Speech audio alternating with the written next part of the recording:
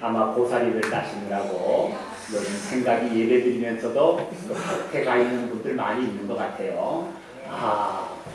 그쪽으로 가면 보이실 건데 지난주에 내가 너무 못 갔구나. 예배만 끝나면 달려가야지. 고사리죠. 사람들이 살아가는 모습 다 달라요. 사람들이 살아가는 모습 다 다릅니다. 다르고 다양합니다. 사람마다 다 틀리니까요. 그런데 사람마다 이 사는 모습이 다양하고 틀려도 세 그룹으로 나눌 수 있지 않나 해서 사람 사는 이 모습을 세 그룹으로 한번 나눠 보았습니다. 첫째 그룹은 이런 사람입니다. 그럭저럭 사는 사람, 할 수 없이 사는 사람, 기계처럼 사는 사람. 혹시 여러분들 가운데 그런 분 없습니까? 그럭저럭 그냥 사는 사람, 할 수 없어서 사는 사람, 기계처럼 사는 사람. 그럭저럭 사는 사람, 목적이 없으니까 그럭저럭 살 수 있겠죠.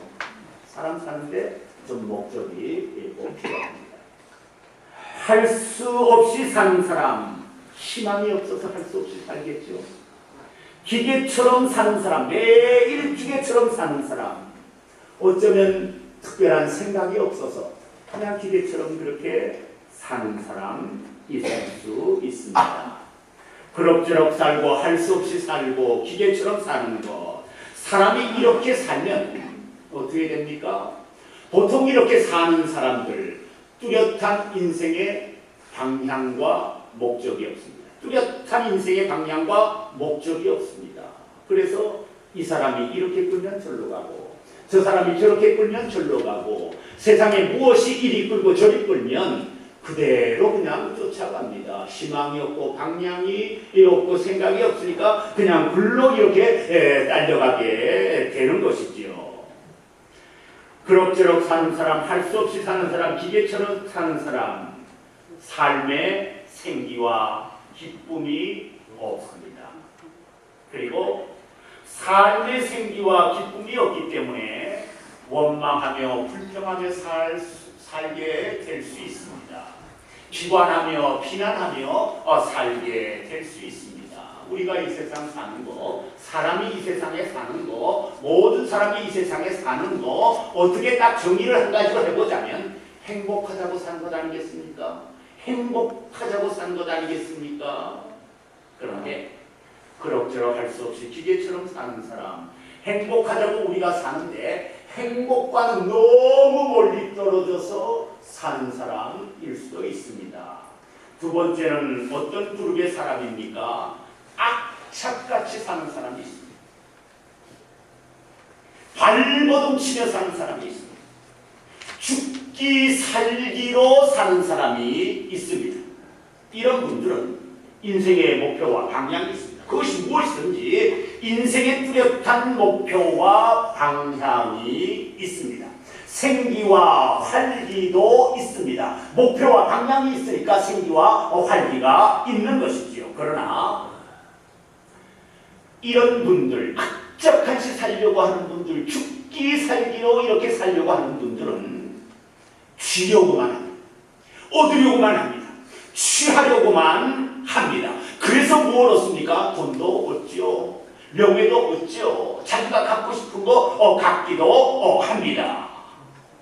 그러나 사람이 행복하자고 사는 것인데 악착같이 죽기 살기로 살아서 얻는 것은 얻지만 그렇게 사시는 분들은 얻어도 취해도 성취를 해도 진정한 행복을 느끼지 못하고 사는 경우가 많이 있습니다. 그러다가 나중에는 어떻게 됩니까? 인생이 허무하구나. 인생이 고고하구나. 이게 사는 것도 아무것도 아닌데 홈과 허무에 빠질 수도 있습니다. 세 번째 그룹은 어떤 사람인가? 세 번째 그룹은 의미를 찾으며 사는 사람. 삶의 의미가 무엇인가? 내가 일하는 의미가 무엇인가? 내가 먹는 의미가 무엇인가? 내가 공부하는 의미가 무엇인가? 내가 땀을 흘리는 의미가 무엇인가? 의미를 찾으며 사는 사람이 있습니다.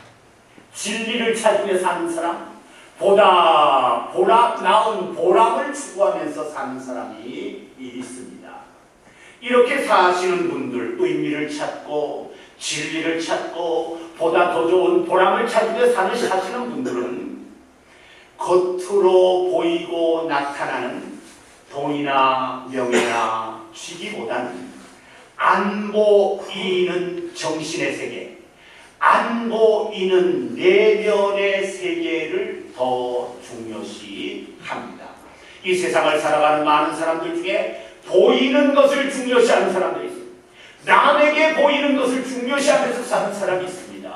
그러나 의미를 추구하고 진리를 추구하고 보다 보람 있는 삶을 추구하는 사람은 보이는 것이 아니라 보이지 않는 정신의 세계와 내면의 세계를 추구하고 더 중요시하게 됩니다. 그래서 이런 분들은 어떻게 삽니까? 힘들어도 힘들다 하지 않고 힘든 그 속에서 의미와 가치를 발견하면서 행복해합니다.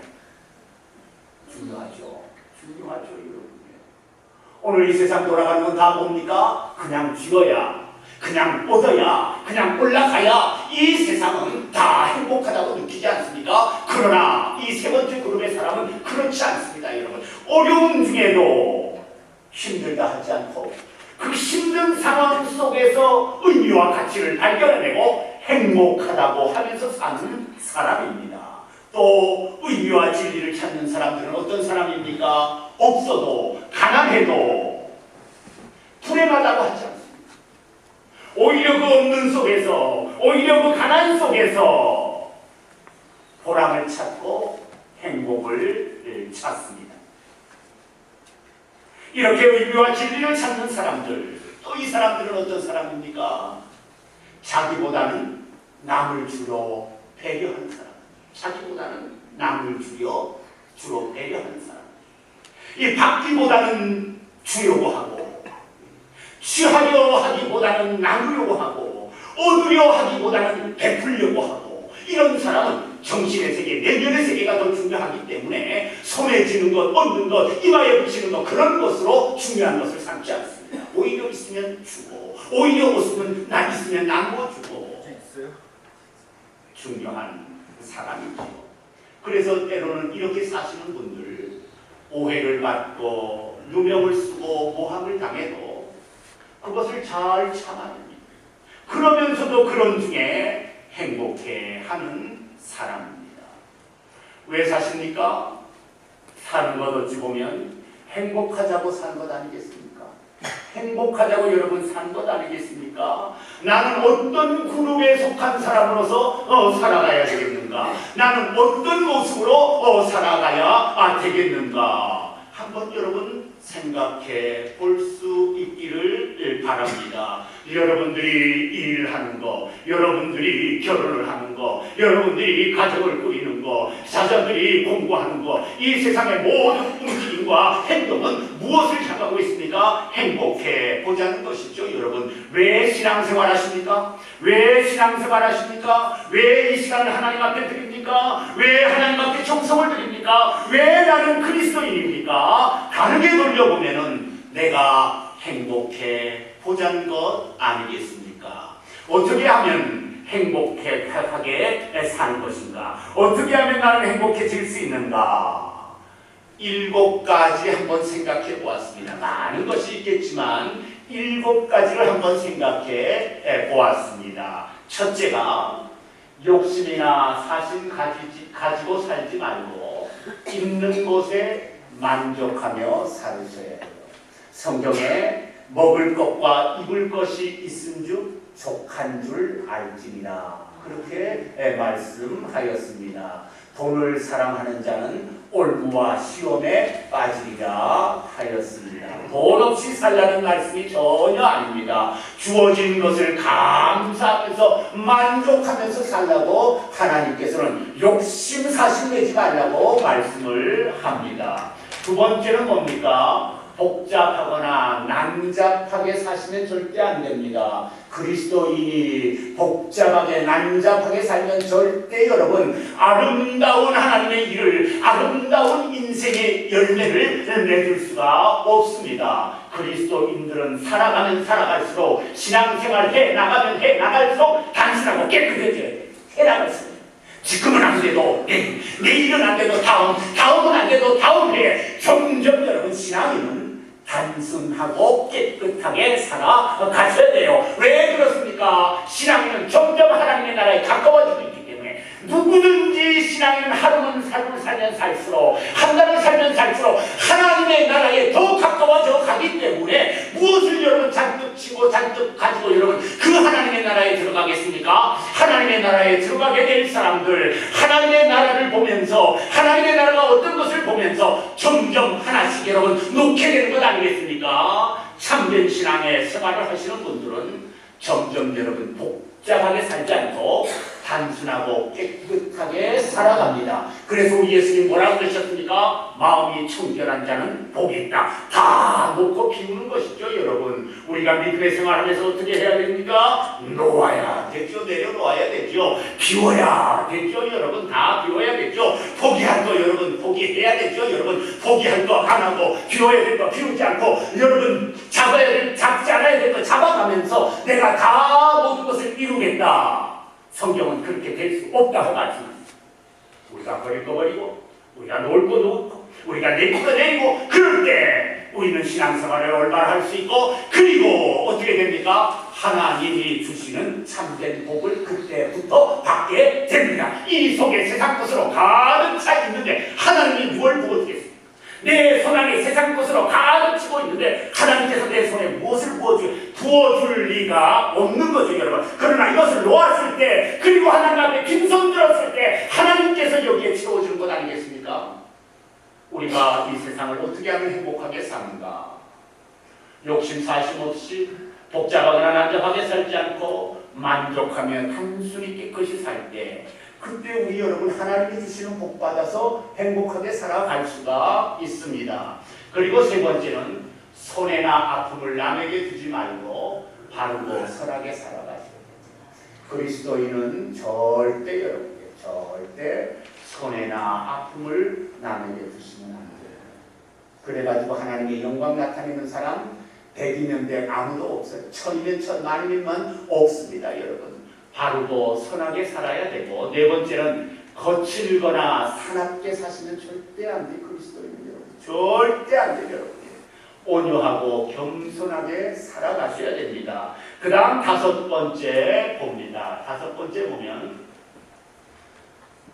원망하거나 불평하지 하며 살지 말고 감사하며 기뻐하며 살아야 됩니다. 성경에 항상 기뻐하라, 쉬지 말고 기도하라, 범사에 감사하라, 이는 너희를 향하신 하나님의 뜻이니라. 하나님 그걸 원하신다는 거죠. 내가 믿는 그 하나님, 내 아버지신 그 하나님이 이것이 내 뜻이니까 감사하며 살라고 말씀을 합니다. 그리고 거짓말하거나 속이지 말고 정직하고 진실하게 살아가셔야 돼요, 여러분. 우리가 세상을 살면서 정직하고 사지 못하고 진실하지 못한 그리스도인이라 이건 말이 안 되는 거죠, 여러분. 정직하고 진실하게 살아가셔야 됩니다. 마지막 일곱 번째가 뭡니까? 사람 안 쳐다보고 사람 의지하지 않고 누구만 바라봐야 됩니까? 하나님 바라보고 하나님만 의지하는 삶을 살아가야 됩니다. 이렇게 살면, 적어도 이렇게 살면 우리의 삶에, 여러분들의 삶에 행복이 찾아오게 됩니다. 하나님이 그렇게 산 삶에 축복을 부어줍니다. 깨끗한 마음의 그릇, 욕심이 없는 그 마음의 그릇, 그 정결한 마음의 그릇, 속임이 없는 마음의 그릇, 바르고 정직한 마음의 그릇, 거기에 하나님이 복을 부어주는 거죠, 여러분. 그러나 그 반대의 것으로 가득 차 있으면 하나님이 복을 부어줄 수가 없습니다. 오늘 이 일곱 가지에 중요한 것이 하나가 있습니다. 오늘 이 일곱 가지에 중요한 것이 하나가 있습니다. 무엇인가? 행복은 남이 만들어주는 것이 아니라 내가 만드는 것. 오해하시면 안 돼요. 행복은 세상에 무엇을 얻음으로 내 마음에 행복이 생기는 것이 아니라 행복은 무엇을 얻든지 못 얻든지 남이 어떻게 하든지 행복은 내가 내 마음의 안에 내가 만드는 것이에요. 만드는 것입니다. 성경에 보면 사울 왕이 나옵니다. 왕이에요, 여러분. 왕이면 어떻게 됩니까? 없는 것이 없는 사람이야. 없는 것이 없는 사람이 왕이에요. 원하는 것은 무엇이든지 다 할 수 있고 다 먹을 수 있고 다 가질 수 있는 자리가 바로 여러분 왕입니다. 한마디만 하면 거적하고 불순종할 사람이 없습니다. 그러한 천하의 왕이 사울 왕이었습니다. 그렇지만 사울 왕은 모든 것을 다 가진 사람이었지만 행복했습니까? 행복하지 않았습니다. 왜 행복하지 않았습니까? 불행했습니다. 왜 불행했습니까? 사울 왕은 다윗이라는 미운 녀석 하나만 죽이면 내가 행복하리라고 생각하는 겁니다. 잘못된 거죠. 잘못된 거죠. 저 한 사람만 제거하면 내가 이 세상에서 가장 행복한 사람이 될 것이다. 그리고 다윗은, 사울은 행복은 자기 뜻대로 하고 자기 원하는 대로 원하는 것을 다 얻고 사람들이 자기를 칭찬하면 그것이 이 사울 왕은 행복이라고 생각했습니다. 사울 왕은 무엇입니까? 외부에서 사람에게서 무엇을 통해서 행복을 얻으려고 했던 사람이 사울이었습니다. 그렇기 때문에 사울은 어떤 행동을 취했습니까? 악을 행하고 죄를 지으면서라도 자기 목적을 성취하려고 했던 사람이 사울입니다.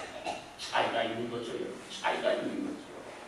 그래서 결국 사울은 어떻게 됐습니까? 행복을 얻는 데 실패하고 불행을 얻고 불행을 얻은 후에 어떻게 되었습니까? 망하는 사람이 되어버리고 말았습니다. 반대의 사람을 봅니다. 요셉입니다. 요셉은 어떤 사람입니까? 왕이 아니라 그 나라에서 왕이 최고 높은 사람이라면 요셉은 가장 밑바닥의 사람입니다. 상황도 형편도 모든 것이 가장 밑바닥입니다. 왜 밑바닥입니까? 애굽의 노예로 팔려가 버리기 때문에. 몇 살에 팔려갔습니까? 17살에 노예로 팔려갔습니다. 노예의 신분, 그 당시에는 사회적으로 신분이 가장 밑바닥이었습니다. 그러니까 이 요셉의 상황은 무엇입니까? 최악의 상황을 맞이한 사람이 바로 이 요셉이었습니다. 그런데 이 요셉은 최악의 상황에 떨어졌지만은 가진 것 하나도 없는 노예의 상황에 떨어졌지만은 이 요셉은 어떻게 되었습니까? 사람들의 칭찬을 받았고 사람들마다 요셉이 말하면 거역을 못해. 그리고 사람들마다 요셉을 칭찬하고 높였습니다. 놀라운 일이죠. 왜 요셉에게 이런 놀라운 일이 일어나는가? 요셉은 노예로 잡혀갔지만 최악의 상황 밑바닥으로 떨어졌지만 조금도 여러분 얼굴 찌푸리고 살지 않았어요. 조금도 얼굴 찡그리고 살지 않았어요. 조금도 그 얼굴을 어둡게 하고 살지 않았습니다. 낙담하고 절망하며 탄식하고 한탄하며 원망하고 불평하며 미워하고 증오하며 절대 그렇게 살지 않았습니다. 만약에 요셉이 그렇게 미워하고 증오하고 낙담하고 원망하고 살았더라면 요셉은 여러분 절대로 하나님의 뜻을 이루고 축복을 받을 수 있는 그런 행복한 사람이 될 수 없었을 겁니다. 그러나 요셉은 잡혀갔지만 그 노예의 삶에서 요셉은 어떻게 살았습니까? 희망을 가지고 항상 감사하며 항상 기뻐하며 살았습니다. 사람들이 놀라는 거죠. 어떻게 저 노예인데 저렇게 기쁘게 살 수 있는가? 요셉은 용기를 가지고 살았고 희망을 가지고 살았고 활기차게 매일매일을 살아갔습니다. 사람들이 보고 요셉을 보고 다 놀라는 것이죠. 아니 어떻게 저렇게 저 사람이 저 청년이 저렇게 살아갈 수가 있는가? 그러면서 요셉은 잘 참아냅니다. 그리고 화목합니다. 어떤 사람이라도 이렇게 품어주고 안아줍니다. 사람들이 다 요셉을 보고 놀랍니다. 그리고 요셉을 가만 보니까 하나님의 길로만 요셉이 나아간 것을 볼 수 있습니다. 다시 말하면 요셉이 어떤 사람입니까? 애굽에 놀러 잡혀가서 비참한 상황이 되었지만 그 밑바닥에 살면서도 이 요셉은 그 마음 안에 만들어진 그 행복을 가지고 살았던 사람이 요셉이었습니다. 그러니까 사람들도 욥을 인정하고 높였고 하나님도 욥을 인정하고 요셉을 인정하고 하나님도 요셉을 높일 수 있었습니다. 요셉의 축복과 요셉의 성공의 비결, 어려운 상황 속에서도 행복을 자신 안에 창조해낸 사람이 바로 요셉이었습니다. 행복은 누가 만들어주는 것 아닙니다. 누가 이거다라고 지어주는 것 아닙니다. 그렇게 누가 만들어줘서 얻고 누가 지어줘서 행복을 얻는 사람들은 그것이 떨어지고 그것이 조금 상하고 그것이 조금 줄어들면 또 원망하고 나중에는 그것이 행복한 일인지 감사한 일인지 전혀 깨닫지를 못하게 됩니다. 그러나 상황이 어떠할지라도 내 형편이 어떠할지라도 내 안에서 믿음을 가지고 참된 의미와 가치를 발견하면서 그 안에서 감사하면서 행복을 창출해낼 때 그것이 참된 행복이고 그 사람이 복을 받는 사람이 될 수가 있습니다. 5월달은 무슨 달입니까? 가정의 달입니다. 어제 21일은 우리 한국에서 부부의 날, 그 만들어졌다. 어제 21일은 부부의 날. 이 가정의 행복, 부부의 행복은 어떻게 만들어집니까? 이 가정의 행복, 부부의 행복을 어떻게 만들어줍니까? 누가 뭘 만들어주고 무엇으로 통해서 가정의 행복, 부부의 행복이 만들어집니까? 이 가정의 행복, 부부의 행복은 대체 어디에서 오는 겁니까? 가정의 행복은 누가 만들어주는 것이 아니라 무엇이 만들어주는 것이 아니라 부부가 함께 만들어가는 것입니다. 부부가 함께 만들어 이런 이야기가 있습니다. 클린턴 대통령이 대통령이었을 때 이야기죠. 클린턴 대통령과 클린턴 대통령의 부인 힐러리가 큰 주유소에 가서 가스스테이션에 가서 가솔린을 넣게 되었습니다. 거기서 가솔린을 넣다가 우연히 누구를 만났는가? 옛날에 힐러리의 남자친구를 가스스테이션에서 만난 거예요. 보니까 그 가스스테이션 진짜 얘기가 아니라 그냥 얘기입니다. 어머나 그런 일이 그게 아니라 가스스테이션에서 부부가 넣다가 이 힐러리의 옛날 남자친구를 만난 거예요. 이 빌 클린턴 부부가. 근데 그 큰 가스스테이션의 주인이 누구였는가? 바로 그 힐러리의 남자친구가 그 가스스테이션의 주인이었대요. 기름을 넣고 얘기를 하고 그리고 이제 힐러리와 클린턴이 차를 타고 이제 갈 거 아닙니까? 가다가 클린턴 대통령이 힐러리에게 이렇게 말을 했대요.